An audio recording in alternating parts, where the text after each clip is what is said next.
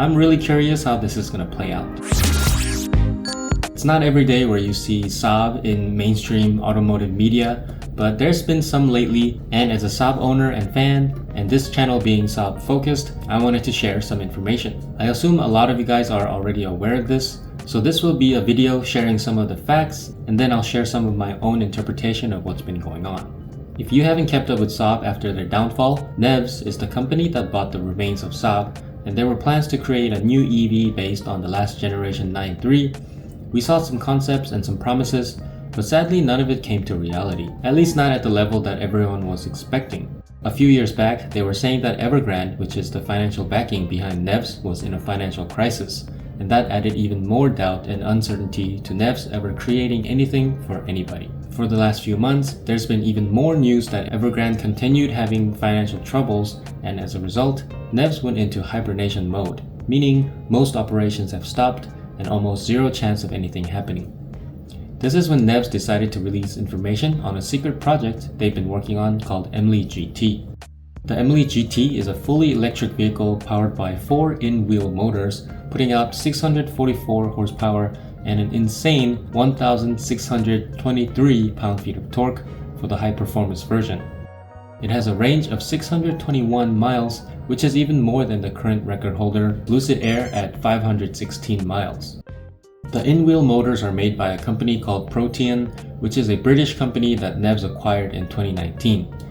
In-wheel motors are not a new concept, and they've been discussed for a while and is already being used in a production vehicle.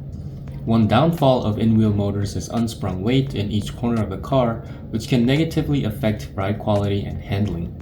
However, during the Emily GT Drive event, Christian von Koenigsegg, owner of the Swedish hypercar company Koenigsegg, drove Emily and had very positive things to say, especially about the torque vectoring.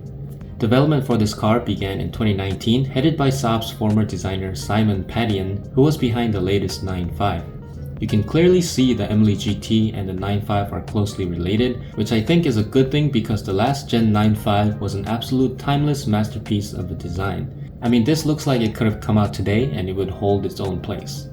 They planned to produce 20 prototypes, but due to COVID, they only produced 6. But these 6 Emilys aren't showroom, half-finished cars with no interior. You can see from these footages of the Emily reveal event, they are being driven on public roads with fully finished interiors. They are fully drivable except they are missing airbags and lacking the auto braking feature. As SAAB enthusiasts, the thing you and I want to know is, what's next? And I would love to think that this EV, which was engineered and designed by SAAB people, would be coming back from the dead, and somehow the SAAB brand gets revived, but more than likely, that will not happen. The closest thing to SAAB coming back would be if someone actually bought the intellectual property of Emily GT and mass-produced it under a different name. But let's break this down. First, at the Emily reveal event I mentioned earlier, there were a few key people present that hints at what might happen in the future. The biggest name obviously was Christian von Koenigsegg. He is the head of Koenigsegg, which by the way NEVS bought 20% stake of in 2019. And that might be why he was there. But we could also speculate that Koenigsegg is interested in entering the mass market in addition to their hypercar brand.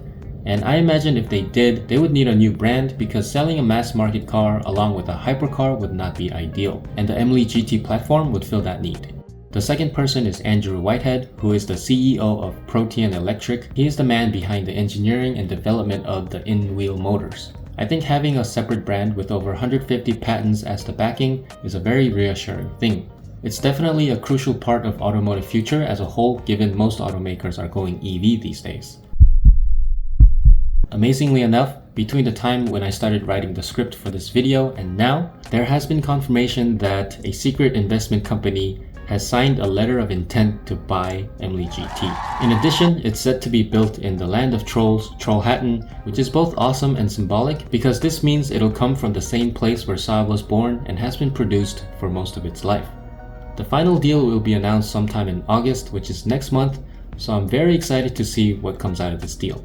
Now I know that many die-hard SAAB enthusiasts would never see this car as a SAAB, and truthfully, I agree it's not a SAAB and it will never be. But the fact that it was developed by ex-SAAB engineers and designers is enough for me to call this SAAB 2.0 and a rebirth of SAAB in the most symbolic way.